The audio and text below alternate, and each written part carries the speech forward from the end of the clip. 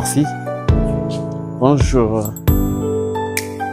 Je suis Kayembe Willy, Georges Kachama, Mwanwa Kabasela Mwamba, le fils de l'inventaire Kabasela Mwamba. Présentement, je vis en Angleterre. Je suis entre l'Angleterre et Kinshasa.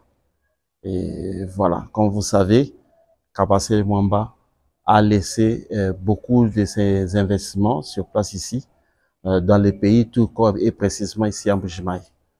Donc, ma raison d'être, c'est chercher à voir comment faire la mémoire des papas. C'est ma raison d'être ici. Savant congolais, inventeur bien connu à travers le monde, ouais. Clément Kabasela Mwamba était devenu à un certain moment un patrimoine non seulement national, mais aussi international. Qu'est-ce qu'on peut retenir de sa mémoire? Pas il était devenu, mais il est. Kabasela Mwamba l'inventaire, pas Kabasela Mwamba Clément, il est un patrimoine national du Congo. Il a fait beaucoup pour cette république. C'est quelqu'un, comme vous savez, vous vous rappelez de beaucoup d'œuvres qu'il a fait à travers ses inventions.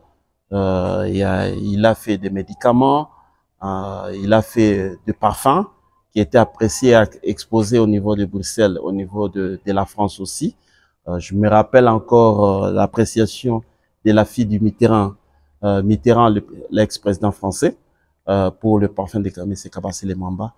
Mais on a fait beaucoup de vin, on a transformé beaucoup de fruits en vin.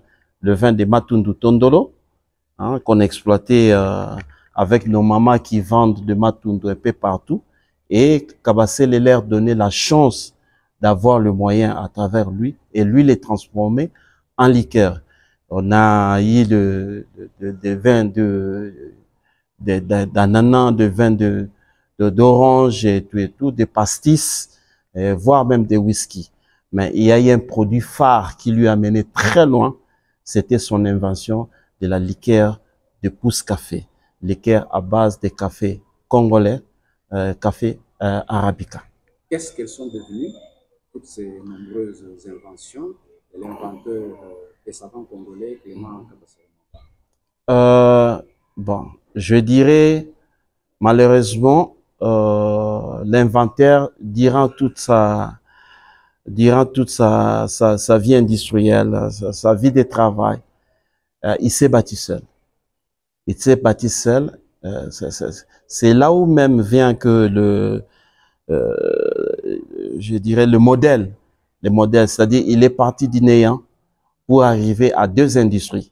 Une industrie de 2500 bouteilles à Kinshasa et une autre chaîne ici à Mbuji-Mayi. Donc voilà. Et ça, sans apport de l'État. Voilà. Dans la crise que nous connaissons, que tout le monde a connue, et vers les années 94, Kabasela Mwamba a connu aussi la même crise qui a frappé et nous a frappé sérieusement.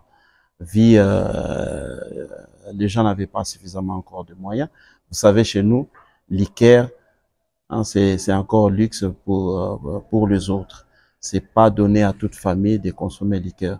Mais le liqueur, comme on dit, liqueur de café, a beaucoup de vertus. À part que c'est la boisson, mais ça a aussi beaucoup de vertus dans le corps humain. Hein, c'est un excitant, c'est quelque chose qui renforce et tout et tout. Voilà, ce sont des valeurs du café. Alors, pour répondre à votre question, de ces combats, l'État n'avait plus jamais accompagné jusqu'à sa mort en 2014. Avant même sa mort, on a connu des incidents où on a eu gain de cause, où on avait saccagé pratiquement son usine de Mbuji-Mayi, vu son appartenance au parti de l'IDPS et son petit financement à ces partis pour la démocratie. Et lui, il était victime au même moment que M. Kibasa Maliba. Et nous étions aussi victimes. Alors, dès là, depuis qu'on a eu gain de cause de ces jugements, jusqu'à aujourd'hui, on n'a jamais payé. Nous demandons une intervention là-dessus du gouvernement et de la présidence de la République.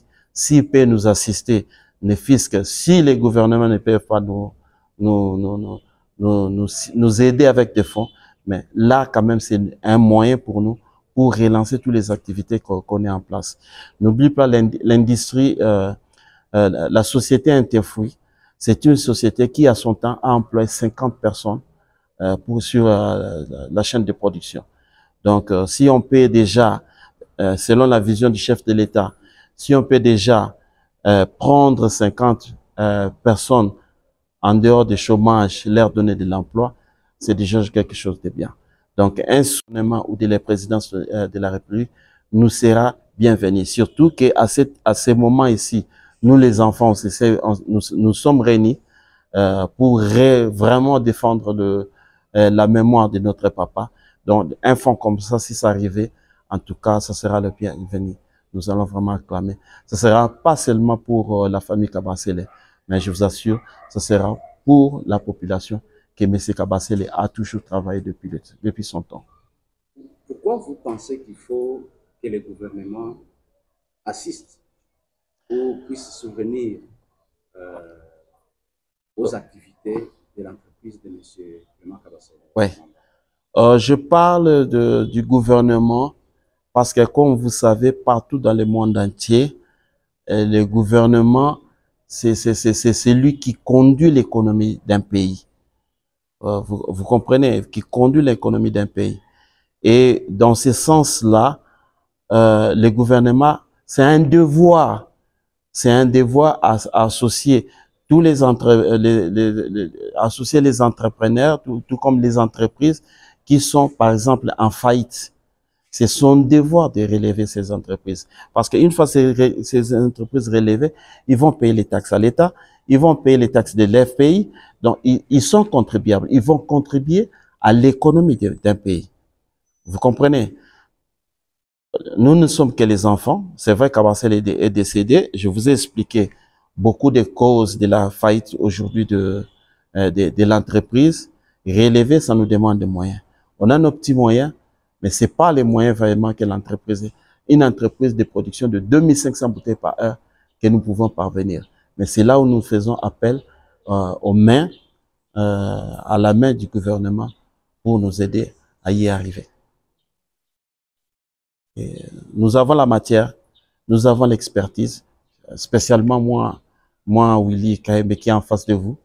Je y ai travaillé avec papa depuis mes bas âges. Je grandis pratiquement dans l'industrie. Nous, on n'a pas connu l'enfance comme si aller jouer au football dehors était... Non, non, non. C'était toujours, vous allez à l'école, après l'école, c'est l'industrie.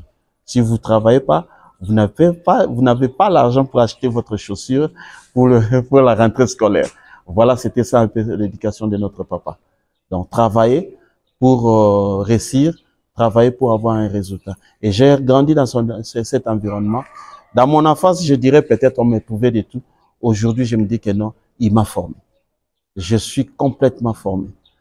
Si vous me donnez le ministère de l'Industrie, je le dirigerai par excellence pour avoir eu cette expérience à côté de M. Kabasele. Au-delà de tout ça, qu'est-ce que vous, en tant que progéniture, avez-vous fait de l'héritage de votre défunt père? L'héritage de papa est devenu un combat pour nous, en tant que progéniture, en tant que la famille. C'est un combat pour nous. Comme je dis, à tout prix, nous devons le défendre. Nous devons défendre ces mémoires-là. Nous ne le faisons pas seulement pour nous, la famille, mais pour la République du Congo. C'est un modèle et c'est un devoir pour nous de le faire. Et c'est la raison de mon être ici en Mbuji-Mayi aujourd'hui. Un dernier mot. Un dernier mot pour aujourd'hui. Je dirais merci. Merci beaucoup à la famille d'abord. Merci aux entrepreneurs congolais de Mbuji-Mayi, spécialement en particulier, je rendrai ces remerciements à Papa Gaston, Monsieur l'abbé Gaston, du centre médical, qui a donné cette opportunité aussi. Je en suis vraiment très reconnaissant et tout. C'est quelqu'un qui a du bon partage. Et merci à vous, merci à tous concitoyens. Ensemble, je demande à ce que nous puissions mener ces combats-là pour faire revivre M. Kabassé Mamba, qui a été un modèle pour nous dans l'industrie congolaise. Merci. Merci.